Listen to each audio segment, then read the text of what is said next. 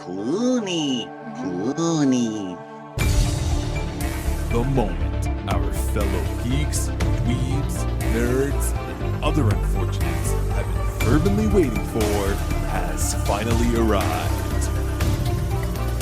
It's time for TMI,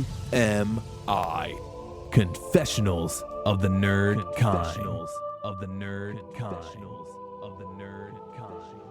And now, your hosts, Jeff Nerfherder Chandler, Jim Kaiju Baker, and Christina Yojimbo Henry. You can continue.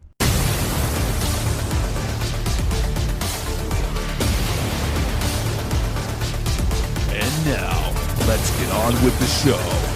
Here is TMI. God, we have very little news, but we do have some news. Okay. So let's have an episode then. Let's have an episode. Let's do one. We're all here. Let's do We might one. as We well. are Yeah. one. Let's go. All right. Well, what are we talking about this week? We are talking about A Midnight Sky. So- Midnight Sky or The Midnight Sky? I'm gonna look right now I believe because it is I also think it's the Midnight Sky. It is the Midnight Sky. The Midnight Sky. The Midnight Yes. Sky. So it's not just a random Midnight Sky. Correct. It is the Midnight Sky. But I can say this with confidence. It's based on Good Morning Midnight, written by Lily Brooks Dalton. I used to read that to my kid every night. Good night, Midnight. Good night, Mittens. No, nothing. No, I got it. Fine. All right, I'm out of here. Oh, but we're gonna. What are we pairing up the Midnight Sky with? This is your pick, Jeff. I guess it is my Yes. pick. So we are pairing it up with WALL-E, Pixar's 2008 WALL-E. Can you please say it like WALL-E. Thank you. There you go. Eva.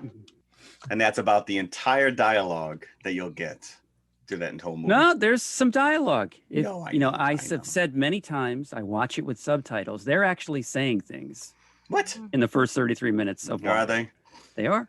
They are. I know, but I like it left to my imagination of what they're actually talking about. Does he actually refer to the cockroach as Hal?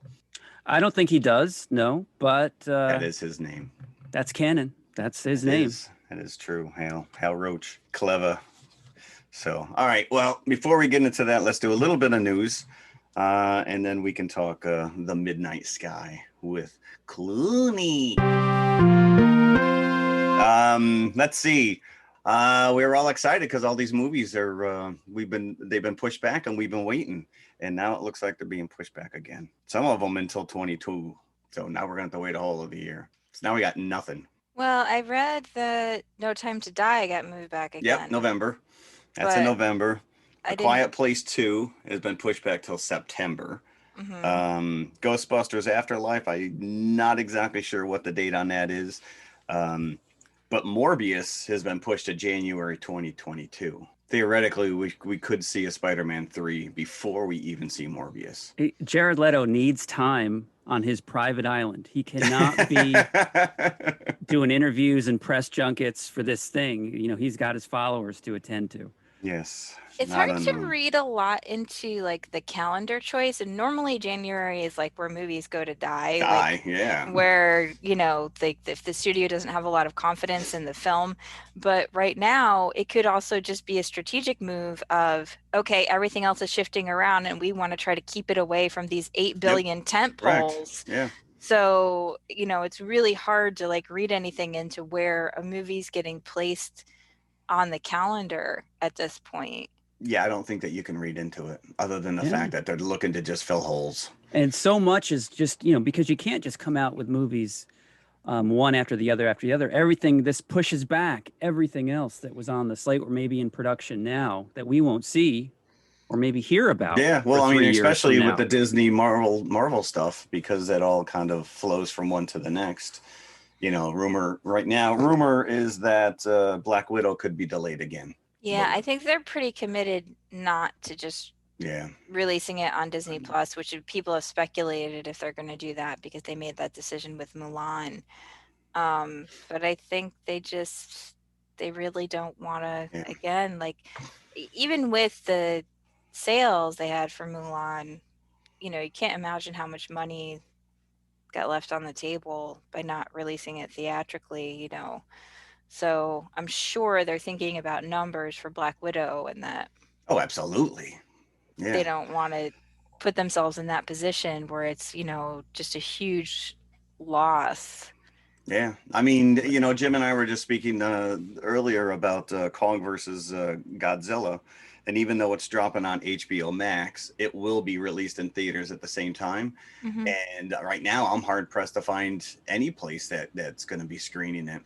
I can't get a single theater that's open around here in Jersey or in Connecticut to give me any window past January. Just give it another couple weeks, and you'll probably You see think some. so? Even Yeah. though they know that this is like one of those big tent poles Because it that was we the talk same, you about, and know, they said did the same with Wonder Woman 84, and I was very interested in seeing that in the big screen, and then I lost interest. yeah, because it's a lot of work. It is a lot of work because I don't want to actually sit. go. Because it's a very nice idea, and we're talking about this, right? To go to a theater and you have that experience.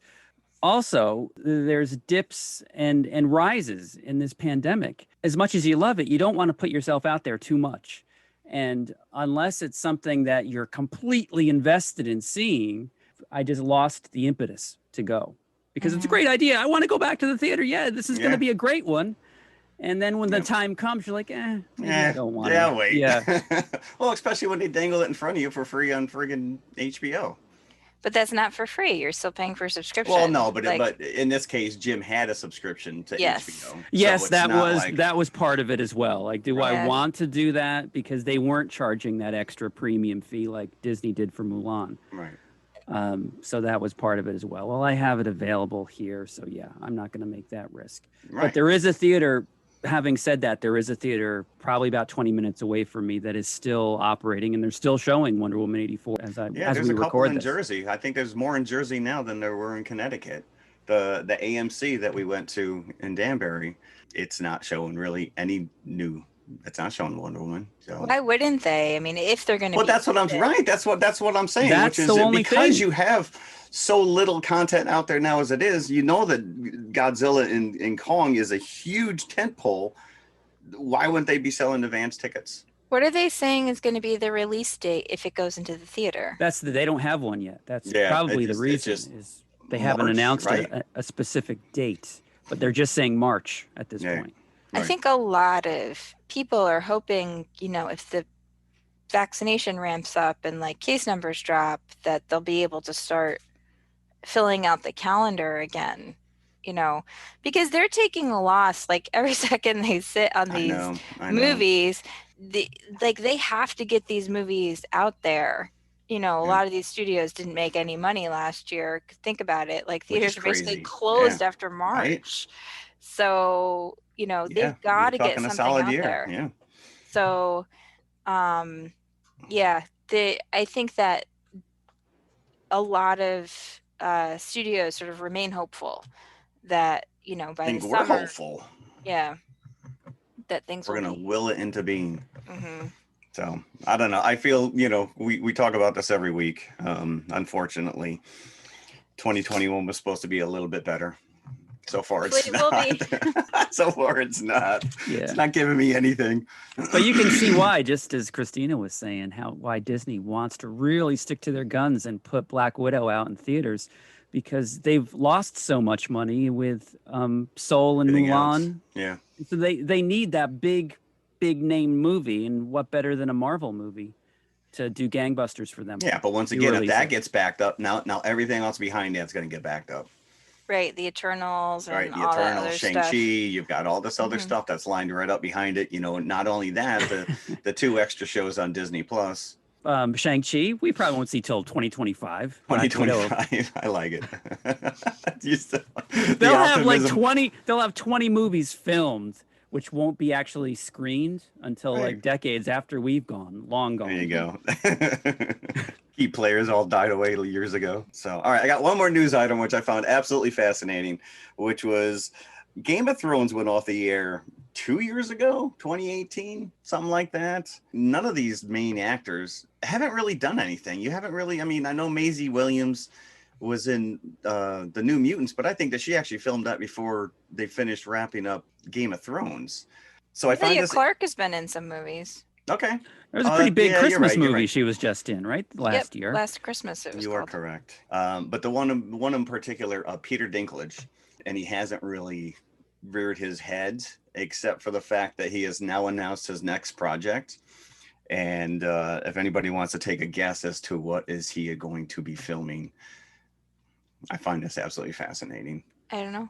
He is remaking the Toxic Avenger. What? Okay. Let that sink in, baby. Well, I mean, that's a choice. It's a choice. The man's probably being thrown scripts left and right. He's got some serious acting chops. I mean, he's been out there. And I just find this choice to be kind of pedestrian. This was in the Hollywood Reporter, by the way. I don't know. Well, we wish him nothing but the best of luck with that one. Yeah, I just looked him up really quick, and it says that his next movie is going to be Cyrano. Well, that seems like a better... Based on Cyrano de Bergerac. So that seems like it would be more appropriate to his acting level, but I would like to think so. But Toxic Avenger could be fun. You never know. And I'm assuming that Troma still owns it. Yeah, that's what I was going to say. Is this a Troma production? I would think that they still... Maybe he'll merge the two of them together. Cyrano, the Toxic Avenger. As long as he wears that tutu, we're good to go. News out. All right, so let's get into The Midnight Sky. The Midnight Sky. Directed, as well as starring, George Clooney. Clooney. Very nicely paired, I have to say, Jeff, with WALL-E this week. He plays Augustine Lofthouse. It's a mouthful, by the way. Yes, and movies like this get me every time because I wasn't certain at first where they were going with the flashbacks, but then the subtitles clued me in. Because, yeah, that must have helped you because I was like, what is going on here? Because when he talked, and I was a little bit angry with the subtitles, actually, because then when they would flash back, because, okay, George Clooney is, he is stationed in the Arctic, and a global catastrophe has happened. And we are never really given 100% clarity as to what that is. At first, I assumed it was a nuclear war because you see the map and all the explosions going off, and there's radiation in the air, which is very quickly making its way up north. And for most of the movie, he's safe because the radiation hasn't touched where he is yet. But then there's little clues throughout the movie where at one point he says, well, it was an accident. And so you get the impression that we did it to ourselves at some point. Maybe they're trying to reverse global warming, or, you know, they did something to cause this, or humanity does something to cause this catastrophe. So I wasn't convinced by the end of it that it was a nuclear war. George Clooney is based at this, and I wasn't really entirely sure what this facility was meant for, because it was obviously in place before the catastrophe. Do either of you have a clue? Were they there expressly to communicate with these missions that were out in space? It said it was an observatory. Barbeau Observatory. So that's what they were there for. So the reason that the whole crux of the movie is he's talking to this mission that's out in space. Well, he had access. access. You saw at one point when he's going down the list of all the missions that are out there, and was getting negative contact from every one of them except for this one ship, the Ether, which was coming back from K-23. On his Rolodex of missions, he finds them. Correct. So he makes one that's his, active. He makes it his mission because he's the only one. Everybody else evacuates the station that he's in. And he chooses to stay. He chooses to say he's terminal, right? He's got to do daily blood transfusion. Yeah, dialysis is what it looks like. He's basically so he doesn't have anything to lose. So he makes it his mission to stop this outer space station that are coming back from K-23, which is a moon of Jupiter.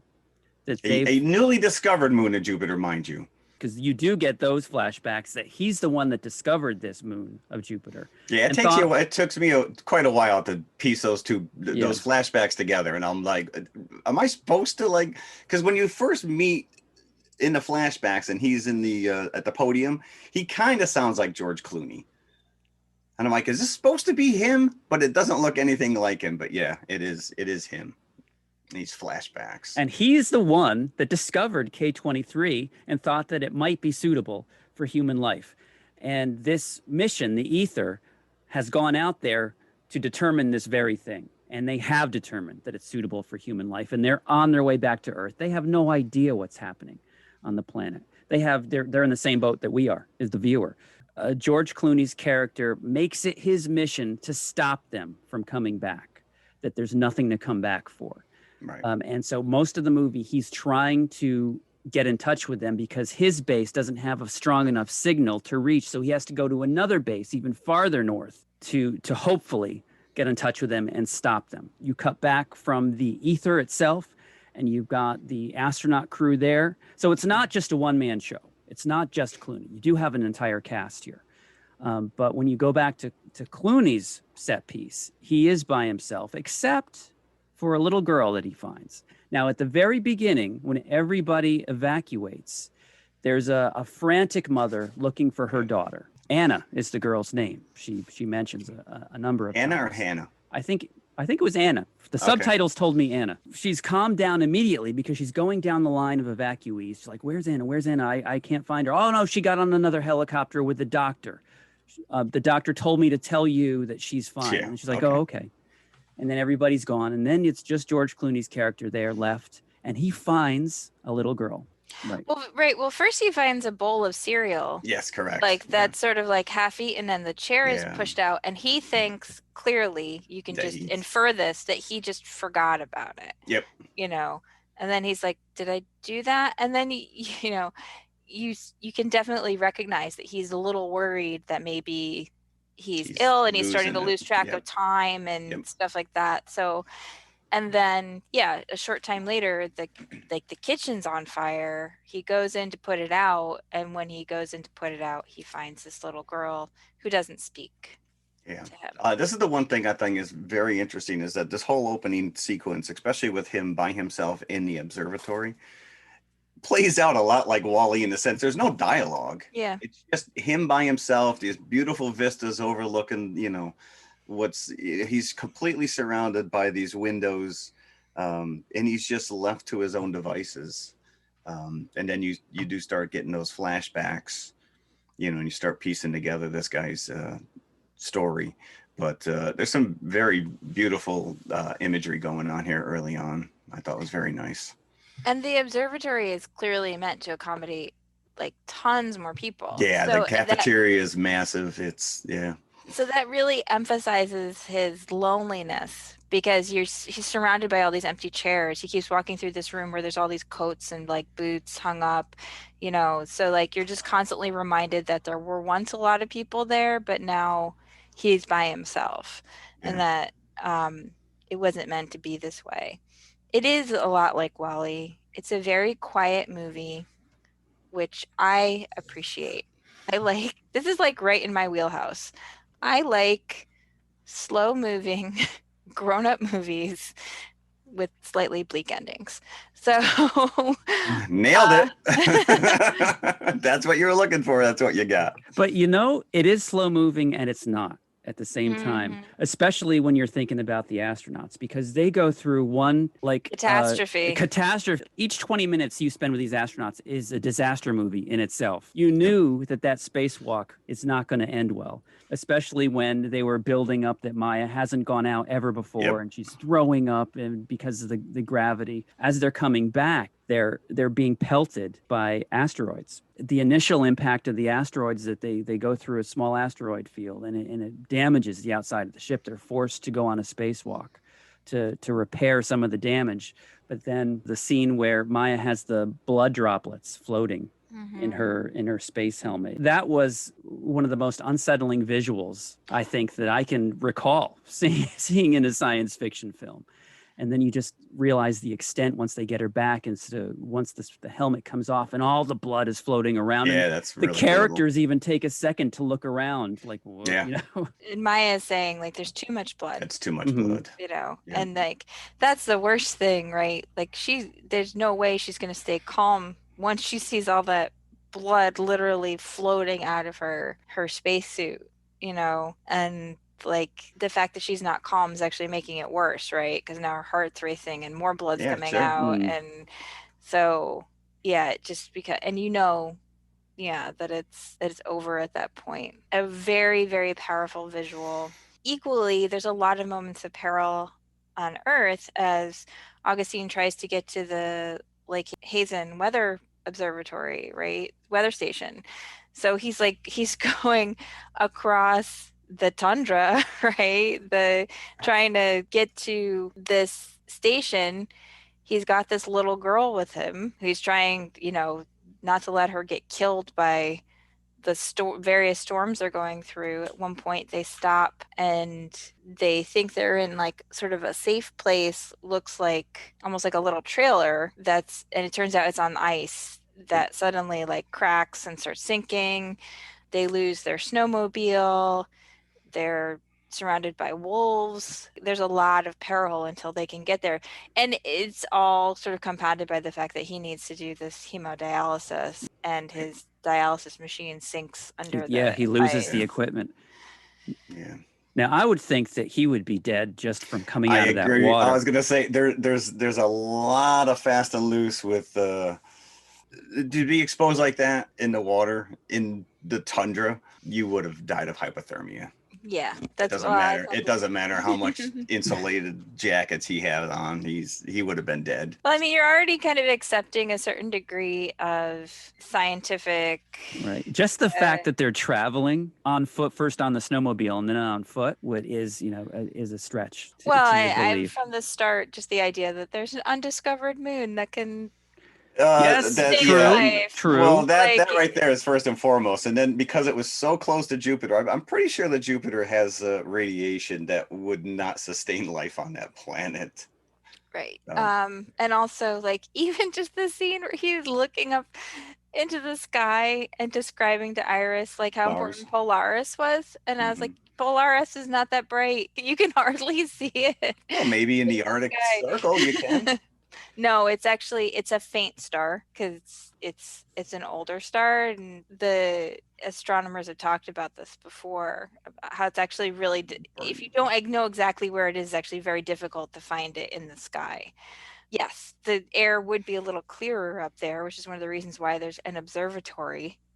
But yeah, I mean, I think you have to kind of accept a certain amount of, okay, this is implausible. I mean, if we accept the implausibility of like every Marvel movie, like I think we can. But that's different. That's complete fantasy world where there was some, I agree. This was grounded enough in science that it should have, because we didn't even talk about the design itself of the ether, which is very impressive. It looks much more like a dragonfly than just a standard spaceship. The idea of the centrifugal, the rotating elements to create a centrifugal force, I mean, that goes all the way back to Arthur C. Clarke with 2001. And from what I understand, this is based on real world technology from the Bigelow Aerospace, which is expandable habitat technology. So the outside of this ship is basically a woven fabric. And that's why it was torn apart so easily by the meteorites. But, it's layered outside of this exoskeleton, which theoretically probably was way too big to build on Earth. So it was probably 3D printed somewhere up on the moon or in some kind of a floating plate station, which is exactly what we're talking about doing if we're going to go and colonize Mars. You can't take this stuff with you. So take these giant 3D printers and you print the stuff, once you get there, kind of a thing. If you even noticed the designs, the exoskeleton lattice work of the ship looks exactly like the stock of his gun, like it was made by a 3D printer type of a thing. So I thought that was kind of a neat carry through. So, but you go to that extent and you make it look like it's real worlds. You got these guys floating around. I'm sure it was wire work. But they were floating from one habitat little section to the next. They were zipping back and forth, which I thought was really kind of neat. And I think what was nice about those scenes is that it really established the relationships between the astronauts. You had Sanchez, who looked to Maya. Then it was revealed as the movie goes on as a daughter figure, because she's so young. And when there's a great scene where they're all singing Sweet Caroline, before the tragedy strikes, when they're outside. And Maya keeps saying, I don't know this song. I don't know the song. Right. Well, you have to admit, this was also 2049. So the Kyle Chandler character. It's always good to see him. He always grounds, I agree. I absolutely agree. It's so funny that you guys say that, because whenever I see Kyle Chandler, I always think, oh, he's here to play the boring, annoying white guy who's always like, this is how it's going to be. And he is. Oh. He is exactly like that. But I can't. And maybe that's why we like him, because we can relate to the boring white guy. He's disrupting Augustine's entire reason for getting in touch with him. He's like, I'm not going back to K23. I'm going back to Earth. I'm going back to Earth. That's where my family is. It was so funny because as soon as he came on, my husband goes, you hate that guy. I was like, well, I don't hate him personally. I just feel like he always plays a certain kind of character that annoys me. And he's like the same guy in every movie. And I'm like, okay, I don't need to see you. Well, maybe one day he'll surprise you. I mean, I love Damian Bashir. I thought he was fantastic as Sanchez. And obviously, like, David Oyelowo and Felicity Jones are perfect. And I did read that she got pregnant after she'd been cast, so they just incorporated her pregnancy. That's crazy, right? Yeah. Because you would think that is like Sin 101 on an astronaut mission. You have X amount of resources for a crew of 5. Don't be bringing a 6th one in. But maybe it was planned for. Who knows? This is maybe it was all because they were a couple. You'd assume that they didn't become a couple on this ship, right? Well, that's what it becomes by the end. But I did enjoy kind of like how everyone, once they found out it was a girl, everyone wanted to have their say about what the baby's name might be. It was just incorporated nicely. Like, people just saying out of the blue, what do you think of this name? Because it shows that they're a community. Yeah. Right. I was going to say, they've been together for quite some time. My son said, as soon as we saw the flashback with Augustine's ex and her daughter, and he said, have you told her about me? My son goes, she's on the ship. Yeah. He knew immediately that Felicity Jones' character was Augustine's daughter. I thought it was interesting, though, in the earlier flashback, how his girlfriend had lied to him, and she was like, I just want you to know I'm not pregnant. Yeah. And he didn't seem to care one way or the other. I was going to say, I think she was trying to get a response from him. And yeah, since, I knew early on that they were the same character, and I was hoping that they wouldn't go there. Like, I hope that she's not the daughter. Can't it just be a random series of events for once? No. That's all got to tie in. But it was nice. It was very emotional at the same time. Yeah. Once, the reveal is made. And it makes more sense, too, because then he's really, like, think about, he's already dying, right? But he puts himself in a massive amount of risk to get to the weather station. And it's really, it's a taxing trip for someone who's not terminally ill, so like, why would he do this except like as this last gasp, basically to save his child? Yes, on the one hand, you could say, well, he's just trying to be like a good human and like save these humans out in space, but he doesn't seem to have been a great human before. Up to that point. He doesn't seem to have interacted well with other people. So why would he be driven to do this except, to save his child? To redeem himself in some way. And that's not only is he going through these motions, risking his life to get to this in order to communicate with her, you get the sense that he was there to keep tabs on her. That's the whole reason that he's in this station is that he can keep an eye on things before they even come to this catastrophe. The catastrophe itself, the weight of it shifts throughout the movie, because at first you really see the effects because he goes outside and the birds are dying. Birds, yeah. And he's got some apparatus on, so he's breathing through a mask, but the air is obviously toxic. So it begs the question as to where are these people evacuating to? Right, where exactly are they going? In the beginning, if it's safe where they are for the time being, maybe we should stay here. And then when Kyle Chandler, I don't even know his character's name, but when Chandler's character decides to go back to Earth and Sanchez goes with him to bury Maya. I'm like, well, where are they going? As soon as they hit the surface, they're going to die. They're going to die. Because he sees the message from his wife, and she does say, oh, they're moving us somewhere else, but underground. But you'd think that she'd be dead just giving that message, if the air is toxic and this Maybe has it already just hasn't happened. hit there yet. Yeah. So there's all these questions that you kind of have to push away in order to just let the story play itself. Yeah, I mean, I know on the one hand, yes, you do understand the impulse. Like, I need to go and find out what happened to my family. On the other hand, it's like, look at the earth. Everyone is dead. You know what It was funny too because it was like they came around. It was like they came around the corner and they're like, "Oh, look at what happened to Earth." It's like you couldn't see that like from a longer distance. You had to wait until we come around the backside of the moon. Actually, it looked a lot like what the planet looks like in WALL-E when you get. That's true. Right. We're just missing the by and large ship. But I mean, ultimately, it's about Augustine and like this sort of journey of redemption that he makes, like to try to save some kind of humanity, and then at the end you have the two of them sitting, because Walle and Sully are the last two on the ship. That's it. It's just the two of them, and he says, well, it's just us. Just us.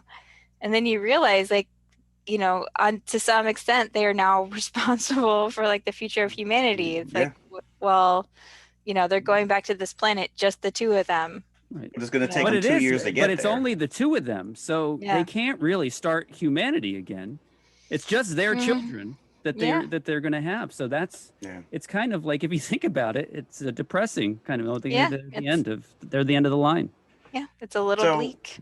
Very. And do we care about the fact that we find out that Iris is not even real?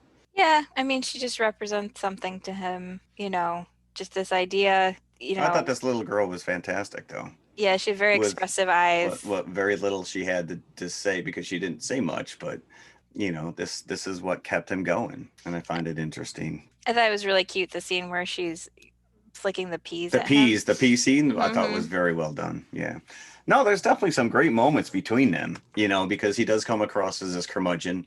He keeps trying to shove her into the other room at one point, and then the minute he turns off the light, she comes sneaking back in and curls up on the floor. Right, which when you put it in the light of like she's an imaginary character, she's in his head, he's literally trying to push her out of his head, and she keeps coming back. So when you look at it in that light, like she just won't go away no matter how hard he's trying not to think about her. Yeah, I thought it was really nice. Clooney hasn't been in a film since Money Monster. Oh, geez. 2016. When was that? 2016. I think it's kind of nice that he picked a project where he had a chance to like play it a little quieter and not play the kind of character I think that he's normally known for playing. I really always like that if actors can get to this point, where they get to the point in their career where they don't feel obligated to take everything that comes their way, right? And then they can just sort of do things that are interesting to them. Yeah, this is definitely one of those kind of pet projects that I don't really think he cared one way or the other how it was going to be received. Visually, I thought it was very impressive. The one thing I did learn, which is none of those scenes outdoors with Iris, because she's a underage actor, they couldn't put her in those conditions. That's all stagecraft. That's all friggin' Jon Favreau's little universe thing he set up there for the Mandalorian. Right. Well, you don't want to put old man Clooney in those conditions either. That is right? true.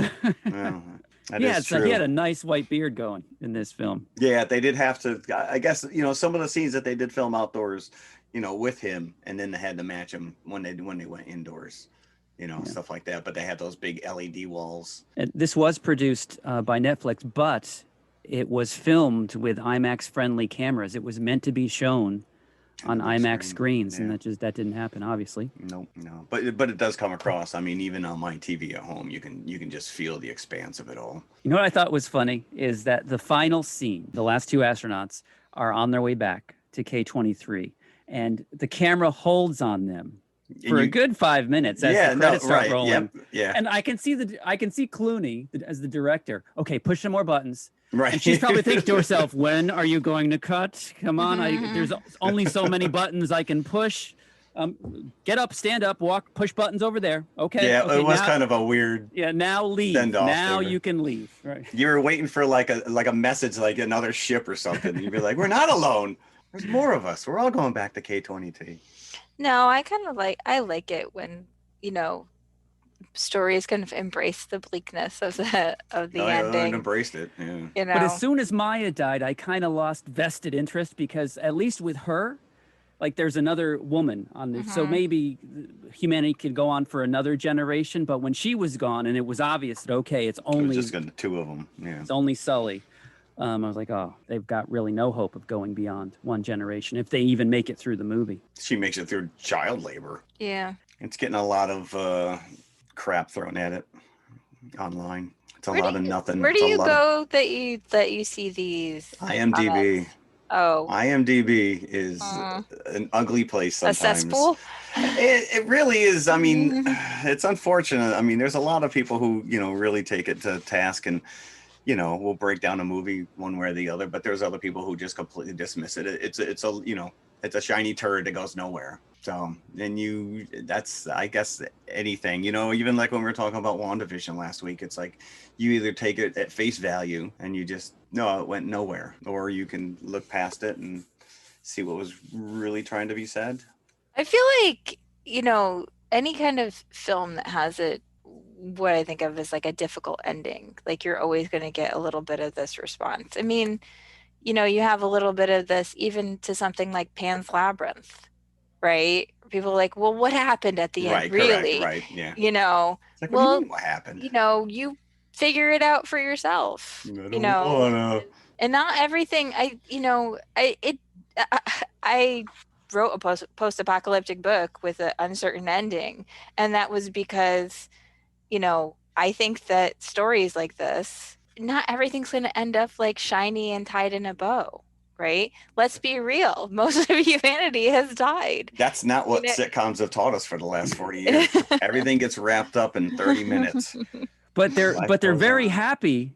It's a mixed message almost, because it's not like the characters are depressed that this is not a great ending. It's like they're very up and optimistic. She's meanwhile they know the other two friends they just sent their other two friends back down to the surface to die. Not counting whoever's living underground on the surface on Earth. That's how the Morlock started. There you go. So how many buckets would we give The Midnight Sky? So like I said, this is totally in my wheelhouse, and I felt very engaged throughout, and I'm gonna give this a solid 4.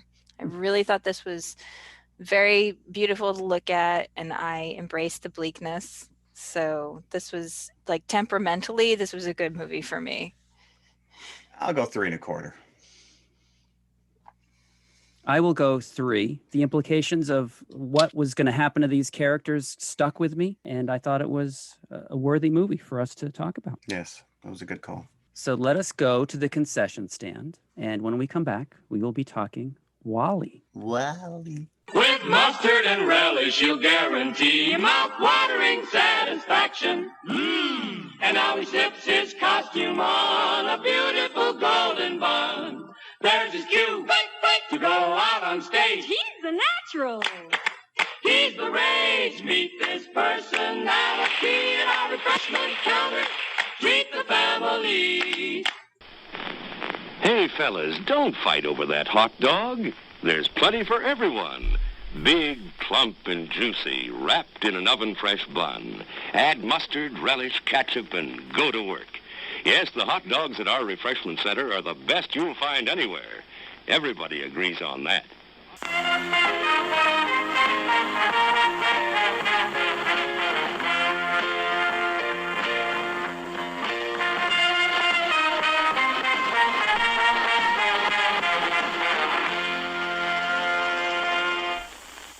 Okay, we are back. And I always have to express some surprise that it's taken us a long time to cover certain movies. And this is definitely one of them. Until the release of Inside Out, WALL-E was hands down my favorite Pixar. I'd be hard pressed to, in the science fiction realm or any realm, to find a more beautifully realized movie. And it just spoke to me before I had a child. And then when my son was probably 4 or 5, he really embraced this movie. And I watched it over and over and over again and picked up on some of the nuances. And there's so much to discover in this, as with any other Pixar movie. But this especially, just on a visual level, if you're looking at the scenes on Earth, the detail, the minute detail, and it's just hyper realistic. It's a thing of beauty to behold. Now, have you both seen this theatrically? Yes. Yeah, I saw it in the theater. Yeah, this was right around the time. My kids, Skylar would have been 7, 8 years old. So Yeah, my son was little, so we actually went to see it by ourselves, which was kind of nice. Yeah, I remember seeing this in the theater and just thinking, that it was really beautiful and thoughtful. And, this is kind of what Pixar has done, though, is I feel like they have sort of consistently made films that are not necessarily for kids or even families. Like, it's definitely sort of done with an adult's eye. Not to say the kids won't enjoy it, because my son also loved this movie when he finally watched it. But yeah, as an adult, there's a completely different level of understanding that you get out of this film. Just starting with, by and large, right? Everything that by and large is supposed to represent, the absolute worst of capitalism kind of gone awry. And at the time that this was made, it was very clearly supposed to represent Walmart. There was a lot of anxiety and hand-wringing about Walmart's moving into small towns and killing all the local businesses, and all the different things that Walmart had done wrong. And sort of interestingly, in the decade and a half since then, it's been Amazon that's actually become closer to what by and large actually is. Amazon doesn't just deliver stuff to you, right? They make movies and TV. They have cloud services. They own a grocery chain. How long before you have Amazon gas stations and burger restaurants like you have in the film with by and large Amazon passenger spaceships as well. Yeah. And it's sort of interesting too to think about the cycling of consumption on the ship. I always think about the economy of the ship, right? Because everyone on the ship is still a buyer. They still buy things. And it's well, they don't work. So where does the money come from? And how is the economy cycle? And where did they get sort of the endless supplies? Because it wasn't meant to last 700 years. Right. Yeah. Because they do say, the captain mentions the buffet at some point. Right.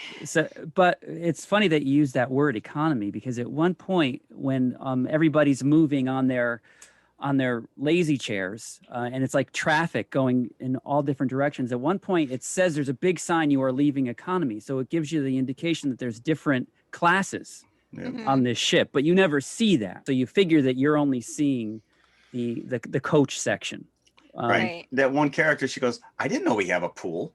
That's like, have you not left your room? Yeah. There's other people did, because they're in the pool, right? Right. Well, the other thing that this movie prefigured, which how could you even see into the future, is maybe we don't all have TV screens in front of us, but we all have these little devices in front of our face. That's not that far-fetched at all. No. The time. So it's an amazingly prescient film. That really just kind of extrapolated on current trends and was if everything just went crazy, here's the end result. What would be the result? So it has this really profound message about human consumption and disregard for the planet, but then it's couched in these terms where you have these super cute robots, who all have little personalities. Every robot you meet has some kind of personality. Right. Yes. It may not, sometimes it's a quirky personality like Walle. Sometimes it's a very sort of straight-laced personality like Mo, where he has one job. He's got one job. I got one job to do, man. Which is to find foreign contaminant. Yeah. And he, he's very focused on finding the dirt and cleaning it up. Right. So all of the robots have these little personalities, which is like the way in for kids, right? And then this other stuff is sort of happening in the background again, like that, you kind of become aware of maybe as you get older. Even the repair ward was more like a psych ward. Oh yeah. Yeah.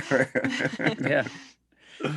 So let's talk about the opening 33 minutes of WALL-E, where it's very little in the way of dialogue. Looking at some old review quotes, reviewers were for the large part in favor of WALL-E, and there was something that Roger Ebert said that the beginning, especially of the movie, where there's not a lot of language, would play very well to international audiences because it's would be universally understood. My original viewing of this took place in the drive-in. I remember when it came out in 2008. And, I really, even then, did not like to read a lot of reviews or spoilers or anything. I was just coming into it with an open mind. And I assumed that the entire movie would take place on Earth once it opened up. And especially they were there for a long time. I didn't think that they were going to bring it anywhere else. And it was very funny because I remember like a clutch the pearls moment. Oh, they're going to go to the ship that they just talked about at the beginning. They're actually going to go there. I'm going to see humanity. And I'm going to see them. What did they like? Gosh. And just the fact that they were just these huge, that they couldn't even stand because they, as it was explained a little bit later, they've lost bone density over the generations. Right. Yeah. They've been out there for 700 years. And so looking at some of the history of the movie, originally, I think in early drafts, they weren't even supposed to resemble humans. That it was supposed to aliens. It's supposed to be like a Planet of the Apes reveal, that the things that you thought were aliens were actually the humans, that they have devolved so much that they just look like gelatinous green blobs. But that was supposed to be what humanity was 700 years later. And they dialed that back. And they designed the humans to look more like babies than, older, obese people, to have the tight skin with the look of infants. Well, those onesies didn't help either. I really liked that you could change the color. Without actually changing the outfit. There you go. And that as soon as it was suggested, everybody did it. Again, it's like again consumerism. Yeah, this sort of like mindless consumption. I mean, I think it really, if you're a thoughtful person, this movie should make you like take a hard look at yourself. Yes. Yes. I know. I'm like, I want to be just like these people. I want to just sit in a chair. I'm like a little guinea pig, right? You just roll around in your little ball all day. People keep feeding you food, pellets. Yeah. That's what your Prime membership is going to get you. That's right. Amazon's plan for world domination. But WALL-E is at the beginning of the movie, he is the last of his kind on Earth. And he's been a busy boy. And it begs the question is, did all of these units have their own personalities? Or did this just grow over 700 years? Because, he has bucked the system. Somehow he has survived after centuries of doing his job, and he's still there doing it. And it seems to be he is the last WALL-E unit on the planet. I feel like part of the reason why is because he figured out at some point like how to replace his own parts, right? He collected all of these parts. So he's developed enough where he can perceive like, okay, like this part of me is broken. I'll take these old WALL-Es who aren't working anymore and I replace my parts. So I think that's one of the reasons why he is the last one, is because he's had this like degree of perception that maybe the other WALL-E units didn't have. You get a sense of his personality, that he's a collector of things. Not only does he continue to do his job, he's like a mini garbage compactor. And he's just building cube after cube after cube of garbage. And he's got skyscrapers, you see, that he's built of these cubes over the years. But he doesn't only just do his job, but he's collecting things as well. And they fascinate him.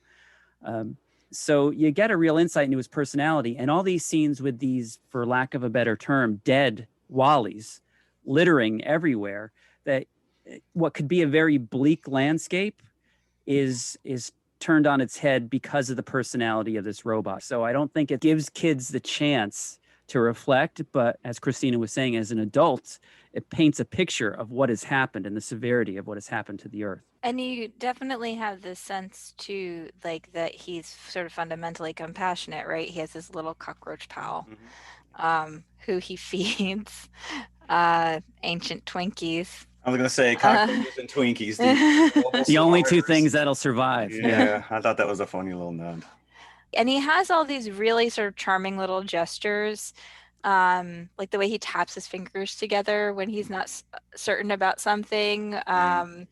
And even his eyes, you know, he's got the personality that's built into this character is unbelievable, and a lot of it has to do with the sound effects that Ben Burtt basically spent two solid years amazing creating. Sound effects. You think every sound in this movie had to be built from scratch. There is a small bonus feature on the disc that I have showing him going through the various sound effects, and my favorite bit is where he shows how he came up with Eve's blaster, which is a slinky that's hanging, and he hits it with a timpani stick, and you just found sounds like that.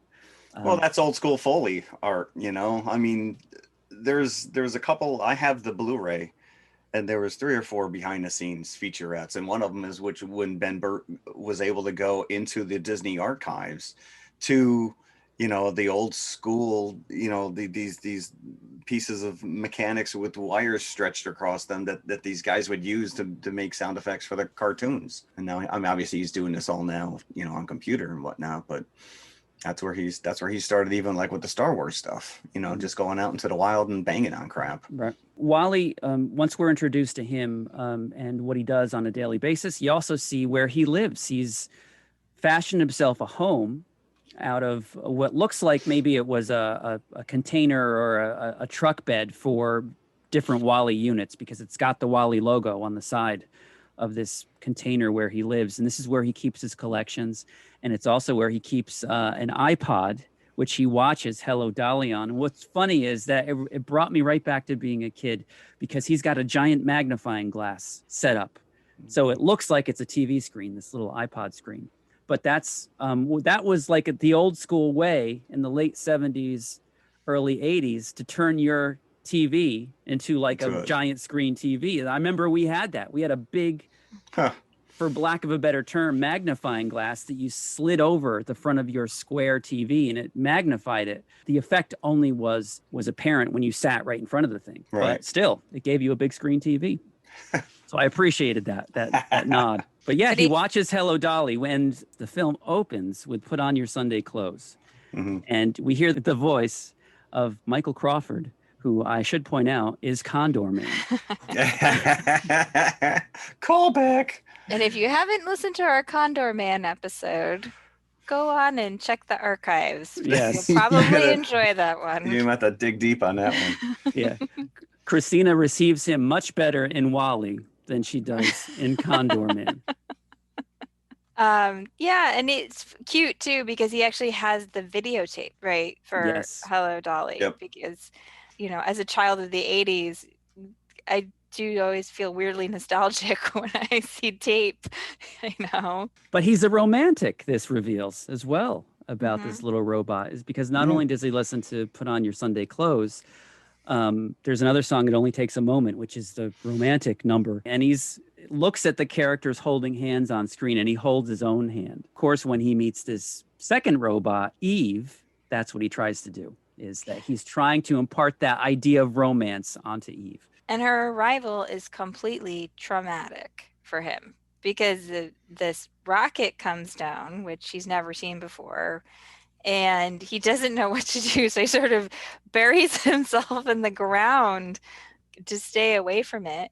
And then Eve arrives, and he's sort of immediately fascinated because he hasn't seen another robot, another person, another living thing besides his little cockroach. And he follows her around, trying not to be detected by her, because she shoots at whatever moves. Sound effect, yeah. One of my favorite scenes early on in this is when Eve gets stuck to a magnet, and she blasts herself free, and then knocks down all these decrepit oil tankers. And just the sound of the echoing metal sound, I love this sequence. Yeah. And then she watches her handiwork. She watches them all explode. And Wally tries to come closer to her as she's watching like the devastation that she's wrought, right? Because once she sort of acknowledges that he exists, he's constantly following her around trying to see if she'll hold his hand. And everything he does is like this effort to get closer and to try to court her basically in the way that he knows how. He makes like a little doll of her. Oh, that was great. Yes. Yeah.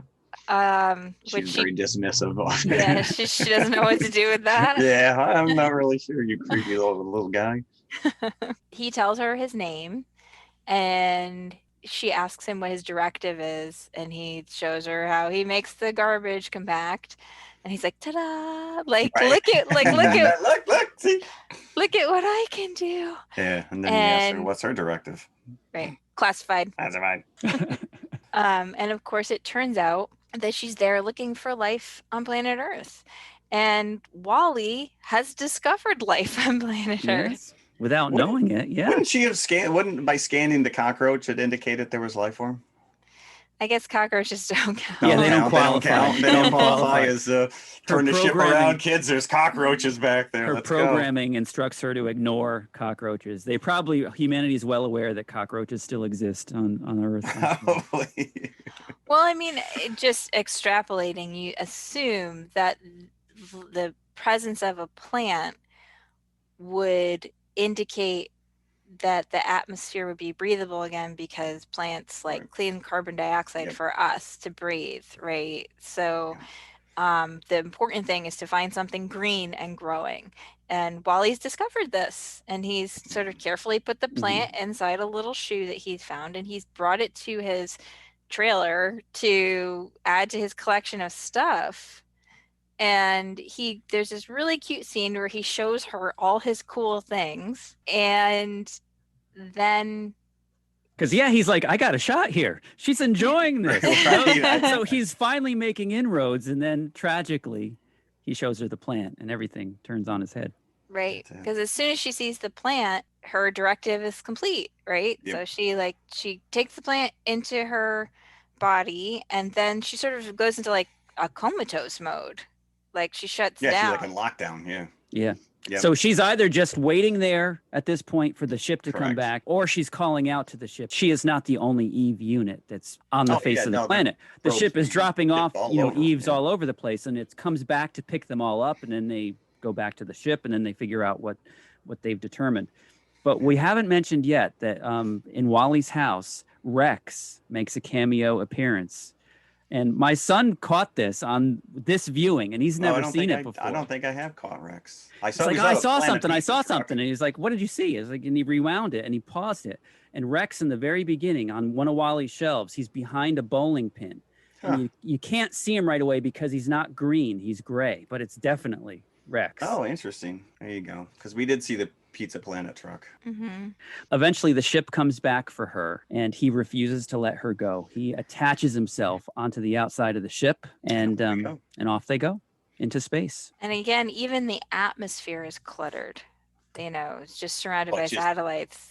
Millions Yes. of satellites. The ship And it- has to explode out of the debris. Yeah. And again, just incredibly prescient, thinking about like how many satellites we have up Yep, there now just for dumped. for so many things that we take for granted. It was nice to see the Sputnik was still up there, though. Yeah. When the camera zooms in at the beginning on the planet Earth, you see like that haze around it, and then as it gets closer, As it you gets realize it's closer. all the garbage around. It's in a circle in itself around the planet. The thing is like even on the Axiom, we just continue to make garbage and shoot it out into space. Because there's a scene late in the movie Yep. that shows the sort of giant, they're Wall-E. Wallars, right? Yeah. But they're giant Wally units doing the exact same thing, taking all the garbage generated by this ship and blasting it into space. Like no matter where we are, we're just leaving we're a just- trail of garbage Yeah, it's behind us. basically humanity in a nutshell. I would have loved to have one of those big units, like hear that song. I know that song. That's put on your Sunday clothes. That's one of my favorites too. But the great thing about this sequence where Wally's on the outside of the ship is Wally sort of gets to experience the universe and the beauty of the universe as he's, you know, sort of clinging to the outside, Yeah. trying to go where Eve is going. And one of the great things about Wally is that he is amazed by life, right? He's amazed by everything he sees around him, so much more so than the Humans, right? Yeah. Who don't notice anything that's happening around them. Right. And it's obviously like it takes Wally like literally jolting them out of their chairs so that they see and start appreciating things that are around them, stuff that's not just on a screen right in front of them. They get to the ship and Eve is sort of still in her comatose state. And so there's like a little process that happens, right? All the Eve units are reviewed for foreign contaminants. And this is a great sequence. I love Mo. I love it when he sees Wally and he's like, whoa, whoa, whoa, whoa, whoa. Whoa, whoa, whoa, whoa, whoa. Like, that is not okay. Like, that is 100%. And that is a fun little relationship between the two of them, though, which is, you know, every time Wally like puts a foot down to tread down this dirt, and then he sticks it on his face. I know. And he's like, I work with humans, and I've never seen anything this dirty before. Yeah. And it's because Wally does start to mess with him because Mo starts to clean him. And then Wally's like, what are you doing? And then he puts the dirt on the floor, like almost like he puts the equivalent of a tiptoe, right? He puts his tread down. There's a little dab of dirt on the ground. Mo cleans it, and then Wally puts his foot on his face. Just sends him into a total panic. He starts scrubbing his own face. Throughout this whole thing, Wally's just trying to keep track of Eve, who's going to be sent now up to the captain because she has a plant. Now, this raises the question, is the Axiom the only ship left? Is this the only piece of humanity that's left in the entire universe? Because in the beginning, it wasn't just the Axiom. There's several ships. Several of them, take off. I would like to think that they're still out there. He could Presumably. just contact. Because there was nothing wrong with the Axiom. You wouldn't think there'd be anything wrong with the other ships either. Maybe this was just the one closest in proximity to the planet Earth. Who knows? Or I don't know. Like, how far away are you going to go? Yeah, or this was the one that had sent the rocket. You know, maybe they're like the last one still sending rockets to the Earth. Right. So you get introduced to the captain of the ship, and Jeff Garland, who's and just a Otto, which he pronounces it Otto. So so which sounds nefarious in itself, that name. But you get the reveal of all the previous captains. He's got the pictures of them up in his quarters, and you see them over the years losing their bone density, right? Getting bigger, a little more bigger gelatinous. Yeah. Well, their life cycle seems pretty long because I think most of them are like a captain for 100+ years. Yeah. I got that impression that they must have tip top medical care on the Axiom. Yeah, I mean, we did see at one point there was like a nursery, so we were producing babies. How I have no idea. Test tube babies, I think probably there's probably a robot like, you know, making babies. Making babies. Yeah, because the scene later when the two characters like their hands brush against each other and was like get this idea that nobody's had any human contact. That's what I'm saying. I mean, where'd these babies come from? You know, it's interesting because all the robots on the ship have a job, right? And Otto has this mission, this secret mission. But the idea is that they all have to keep perpetuating humanity. So one just assumes that they're just growing some babies in the lab because they have to keep things going. Why? And we didn't have so much to give to the universe. Yeah. Right. So, but Otto is trying to stabilize this whole situation here because he is the villain of the movie, but he's really not nefarious. He's just following. No, he's following his orders. Well, yeah, that's what the Nazis. He thinks he's doing the best.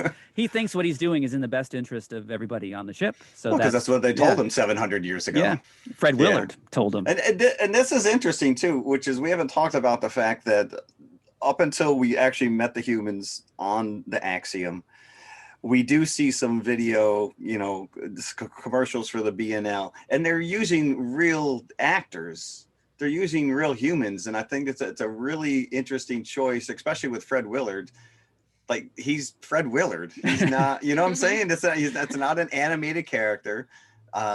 They're using real world filming humans.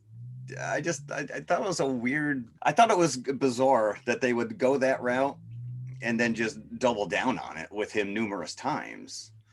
Well, so I'm not really sure what their reasoning was. I read that it was to emphasize the difference between the way humans looked on Earth and the way humans developed now. Interesting. So, right. So, and if you have a cartoon character, human on Earth, just by nature, don't necessarily have the same degree of contrast. So it was just to show, like, this is what's happened to humans in the 700 years that they've been in space. You know, it's interesting. My husband brought this up when we were watching it this time. How many times do you think Otto has done this? That's good. How many plants have come back? Yeah. Yeah, because obviously at the later we do see that there was numerous plants. Because he circumvented before she got to the captain. The plant was gone. Right. So, like, how many times do you think this has happened? Some things come back with the plant, and he just sort of cuts it off, shoots it into space. Right? He had this whole plan. He has this little minion, who takes the plant and is going to put it on a pod and like shoot it away, and he just, the captain never even sees it. Right. Captain never even knows. Although after a while, he's got to start questioning where all those escape pods are going. Because the president, or I don't even know if he was he the president, Fred Willard, or was he just the CEO? No, he was just like CEO or something. What was his name? Shelby Forthright. But that executive order was directly to the autopilot. But yeah, he's got a big responsibility, Otto. He's got to keep this thing. He's got to keep the axiom going. So Eve is very upset with Wally after the whole brouhaha in the captain's chambers, and they think that Eve is malfunctioning in some way. And you can see she takes a lot of umbrage to that when the captain says that, because her eyes get very narrow. But she realizes that Wally does not belong on the axiom, or that's what she thinks initially. And so she is going to put him in a pod to send him back to Earth. And it happens to be the pod that Otto is going to eject the plant out of. So this leads into my favorite sequence in the film. And on the soundtrack, it's called the Defined Dancing sequence, where Eve and Wally are out in space. And then she realizes that he's got the plant. And there's just this joyous sequence when he's got the fire extinguisher, and it's like they're dancing in the stars. And he's using the fire extinguisher to shoot around. And just talk about the perfect marriage of visuals to music. The score here, and the entire score is phenomenal. Every time I watch this brings on an emotional reaction. And I swear it's from 100% hearing that music. It's such a lovely piece that I'm getting goosebumps thinking about it in my head. I love this music that accompanies this scene. And this is also at the same time where the captain is really starting to dig a little research into what exactly is going on Earth. Because obviously he didn't really seem to be too awful concerned about it up to that point. And then he's just bombarded with all these visuals of what beautiful things have happened on Earth. And at the same time, he asks the computer to find dancing. And this is where this is going on at the same time. So it's a really nice set piece. But before they have their beautiful dance sequence, they spark a revolution. A robot revolution. Robot revolution. Caution, rogue robots. Because Eve has been taken away for her diagnostic, and Wally has supposedly been taken away to be cleaned, but they just put him in a little, it's like a little crib almost, with, there's all these broken robots around him that are misbehaving, and he thinks Eve is being hurt, so he goes berserk and breaks out, and then breaks her out, and then breaks everyone out accidentally. Yes. So chaos ensues.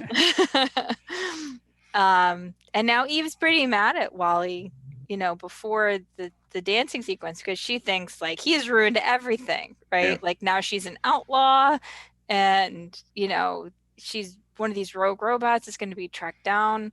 So then, there's this complete transformation when she discovers that he's got the plant. She kisses him, right? Because he floats away in space in bliss. but he still hasn't managed to hold her hand.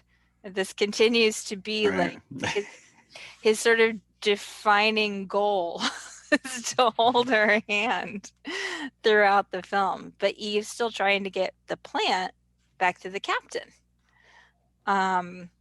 So they come back in and they're kind of sneaking around, and they have to try to figure out how to get the plant back up there. And then that's where it's revealed, because the captain's like, great, I've got the plant, and now we're gonna, put it in the thing and we're gonna go back to Earth.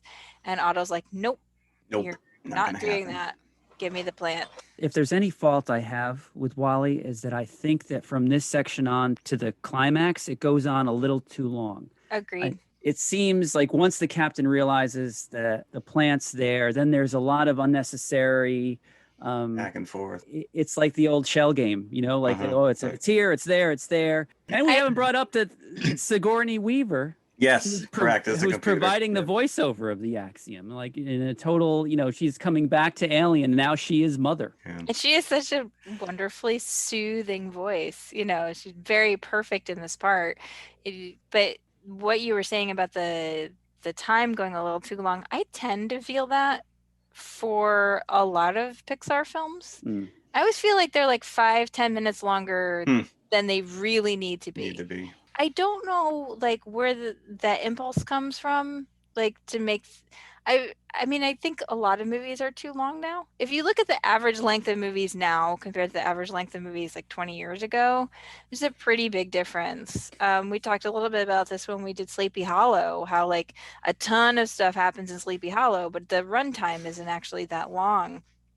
I think a lot of movies, even animated movies, fall into this pit of like, we have to have this huge extended action sequence as the climax of the film, and then the action sequence like builds up and builds up and builds up and builds up and builds up to the point where sometimes you're just tired by the time you get to the actual, the peak.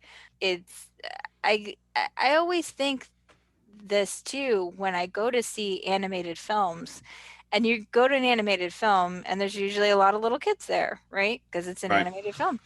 And you can always tell the movie's going on a little too long because the kids start to get restless. Yes. Yep. Yeah. Although in this case with WALL-E, my son never did. It was me that was getting restless with this scene. It's like, come on, let's just get to the end. I know you've got it in you. Let's get to the end. But you do get, there is in the middle of all this, you do get that one scene where Eve decides that it's WALL-E that's important to her. And because she throws the plan away. And WALL-E has to remind her that that's the directive, that's the directive.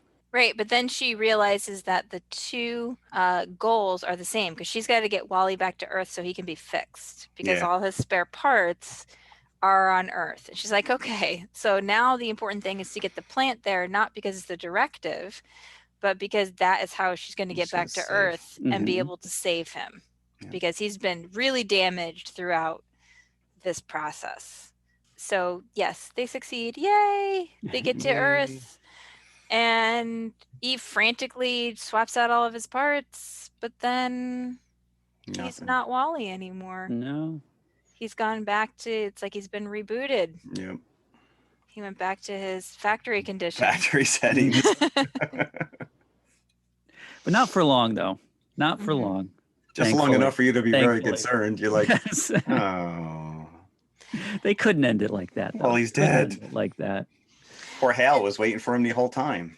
That scene where he's dying, where you think he's dying, right?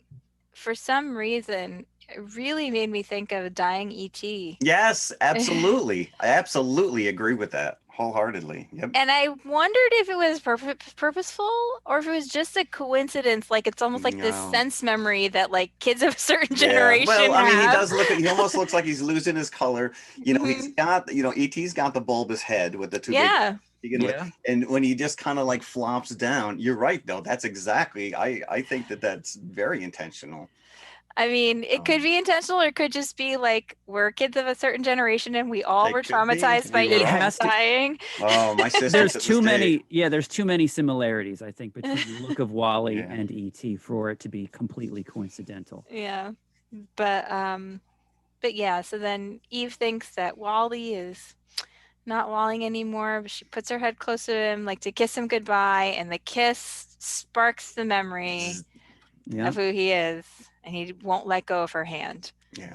Yeah. Yep. But we didn't talk about the captain's physical struggle with Otto when he finally stands up and you hear Stands the up. music.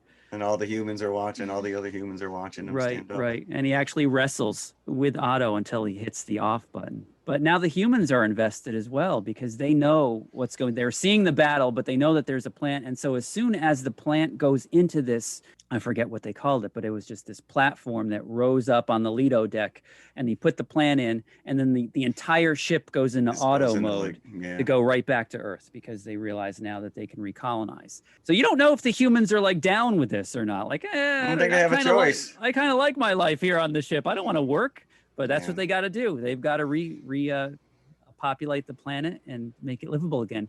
Yeah. And the closing credits give you an indication of what happens is that they That's do. my favorite part of the whole movie. Is that Yeah. closing credits with the Peter Gabriel song.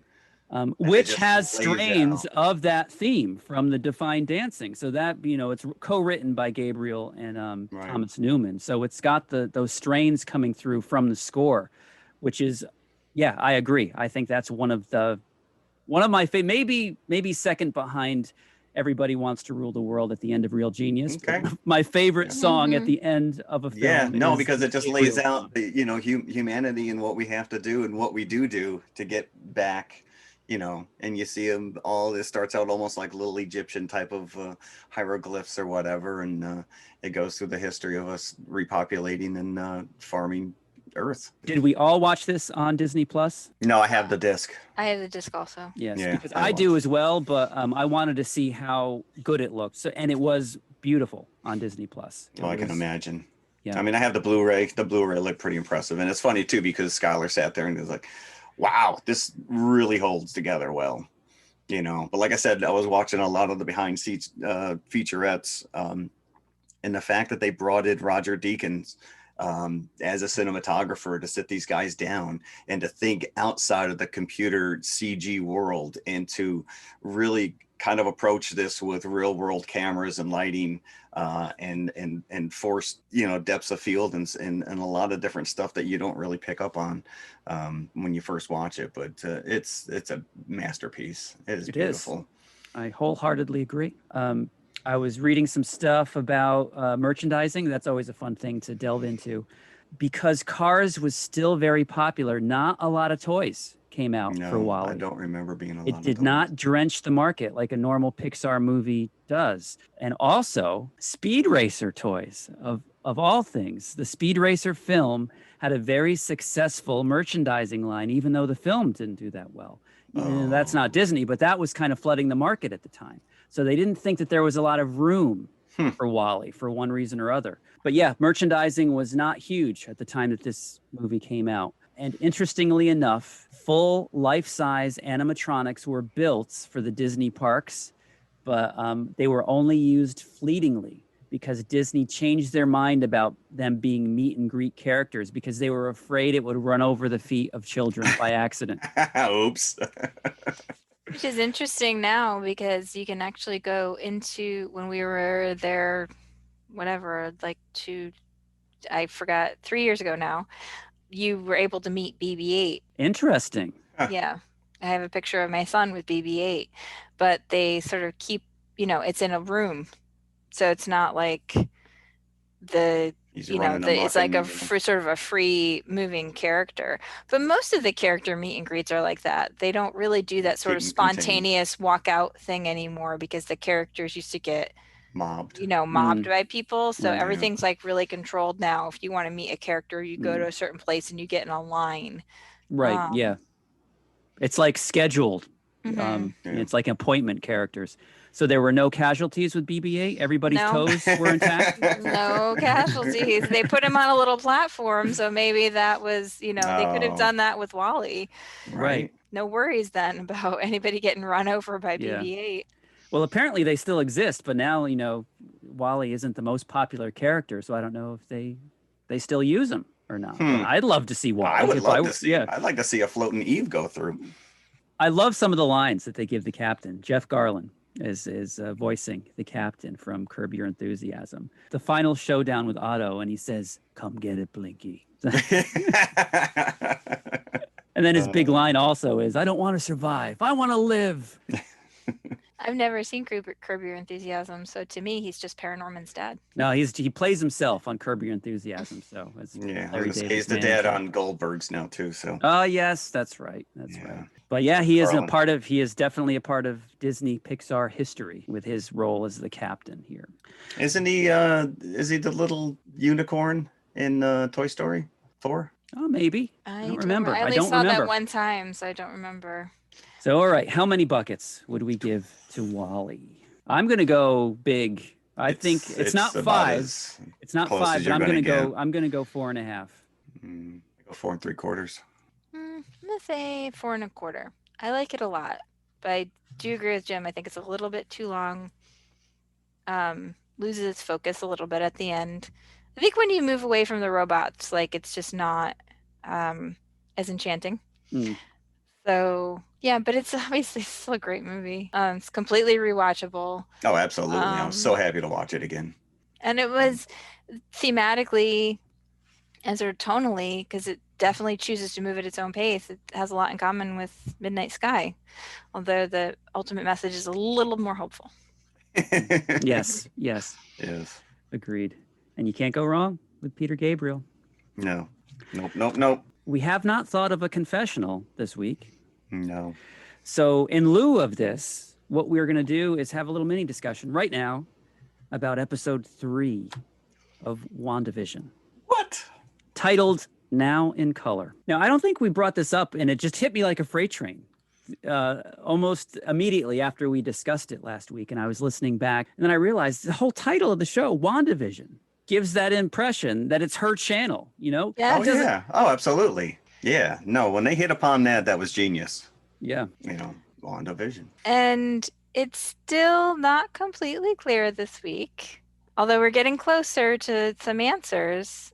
If it's all in her head, if everything there is a construct, a physical construct that she's created, or if it's something someone else has done to trap them inside, because there's very clear indication at the end of this episode that there is a space where this is happening. Yes, And it is there a is- physical environment. Yep. And there's a space That is outside. being protected. Yeah. Mm-hmm. But Wanda continues to have some Control over it. Yeah. over what's happening. And there's a very, very, really interestingly sort of played out scene where I would say like maybe a third of the way through the episode, right? Where Vision sits down with Wanda on the couch and says, "You're right. There's something wrong here." And then it's almost like a glitch. And then the scene is replayed again, and he never says that there's anything wrong. He just talks about how much he loves her and how happy he is that they're going to have a baby. Yep. The way they played that was so great, because there's almost a second where you think there's something wrong with your TV, right? Especially if you're watching streaming, you're like, oh, it's about to buffer. Here we go. Yeah. Buffered. Now, so if we are in chronological order, this takes place after the events of Endgame. So I'm thinking, you know, this is a theory. Maybe she had a nervous breakdown after Vision was killed in And her brother. Infinity War. Oh, you think? And her brother. Right. So in order to protect herself and the world around her, they've set up this reality where everything is okay. And so she doesn't bring the world down around her, but yet she actively participated in Endgame at the same time and didn't seem like she was in any mental dire straits. Was she at Tony Stark's funeral? I assume she was at the end. Yes, they all were. I don't think there was a single person missing. Yeah, and this is like, I think this week is one of those times when you really start to see sort of the things that are seething underneath, right? There's a really weird scene with her neighbors who are having a little consultation, and Vision comes out to talk to them, and one of the neighbors keeps trying to say, like, we're in, like, and Catherine Hahn's character is shaking her head going, no, like, don't say it. Don't Right. tell him. You know, which again, like, you really don't know if all of these are people who've been trapped inside here for Right. some Are they reason. aware of the fact Or, that, you know, are they actors? Is this like the Truman Show, you know? Right. because they were making, you know, overtures that Geraldine does not belong there. Right. She says nobody knows where she She lives. doesn't, yeah, she doesn't have a home. You know, nobody knows where she came from. And Geraldine seems to sort of deliberately break the fantasy because Wanda mentions her brother. Correct. And she says, oh, he was killed by Ultron, Right. wasn't he? And Wanda's like, what? You know, so I think this show is just getting more intriguing every week. I really love the pacing of it, and I love the sort of underlying mystery and the way you get these sort of little glitchy things that happen and that contribute to this sense of unease. Right. In the sense that you know, when Geraldine has that confrontation with Wanda, and she points out the sword logo that's on her necklace. And I don't know if that was there in previous episodes. I don't think I caught on to it one way or the other, which indicates that obviously she is part of this organization. Where they stand, whether they're trying to help Wanda or keep her suppressed, we have yet to figure out. But obviously by the end of the episode, we realized that Wanda has expelled her from this little world. So that was interesting. It's like a military run movie set is what it looks like. Yeah. From the outside. Yeah. And I love the fact that, you know, each episode, the opening credits are, you know, this one is much more in line with the Brady Bunch type of a thing. And, you know, even the set that they live in. So, you know, stuff like that is fun. Oh, the credits I thought were total Partridge Family. Yeah. Yeah. Okay. So yeah. the set was Brady Bunch, but the credits and the music was complete Partridge Family. Gotcha. Okay. I almost started singing "Come On, Get Happy." Yeah. If only they had a bus. Maybe this was the only programming that Wanda and Pietro got in Sokovia. You know, maybe they watched Nick at Night day in and day out. And this is again, you know, and she doesn't have an accent in these vignettes. That is true. You know, that is interesting that she doesn't have an accent whatsoever. Her accent has actually fallen away from the first time you see her in Ultron. It's gotten less and less, like, as the movies have gone on. But I'm curious if that's you know, if that's on purpose here. Part of the sitcom aspect of correct. It. And, you know, the children, she has twins in this. So obviously some of this is in her head and some of it's not, as we know that it's a physical place that she's in, and maybe or maybe not that these others are actors. Vision can't be an actor. Right. No, that you can't act that out. So yeah, I have no idea at this point. Yeah. What is actually going on. That's the fun of it, though, I think. Yeah. We'll just have to stay tuned.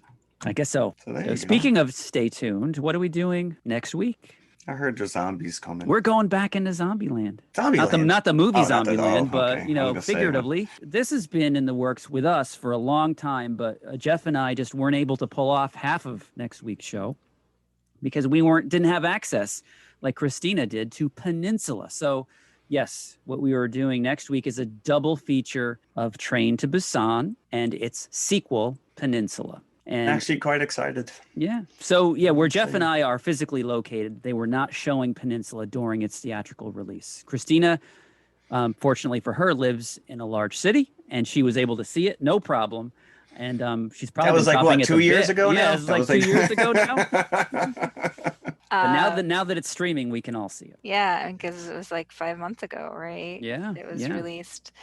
But we've already watched it a few times now. Everything old is new again. Yeah. It's new to me. My son loved Peninsula, especially. So that's one we've watched a few times already. So we're going to be talking about it. All right. Along with Train to Busan next week. And you know that we all love the zombies on this show. All aboard. Wait. What I didn't mention, I just like to give props to the fact that they played Daydream Believer at the end of WandaVision. That's true. You did, yes. Mhm. See, I didn't take any notes. So did you guys ever actually watch the previews for the show? Because they Yes. played a version of Daydream Believer over one of the trailers. Did they? No, I didn't Yeah. watch. I didn't watch it. It was sort of like a slowed down, slightly creepy version Yeah. of Daydream Yeah. Believer. Oh, And I That's thought possible. it did a really nice job of depicting like this overall sense of unease you have watching the show.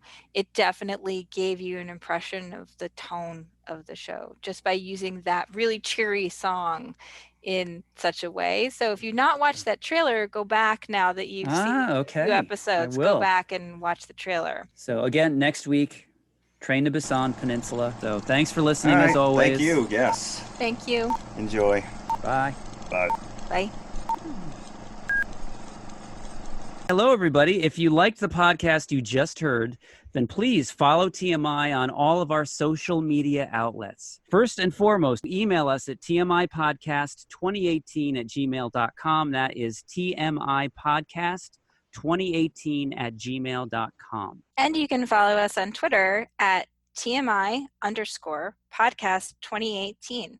Step over, say hi, give us a compliment. We'd love to hear from you. Awesome. Make sure you follow us on Instagram as well, which is also TMI_podcast2018. And of course, we are on Facebook, facebook.com/TMI Podcast 2018.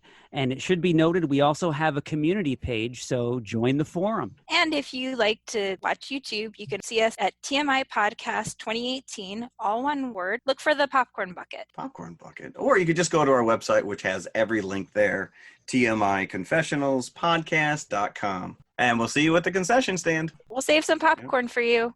Wow. Iba.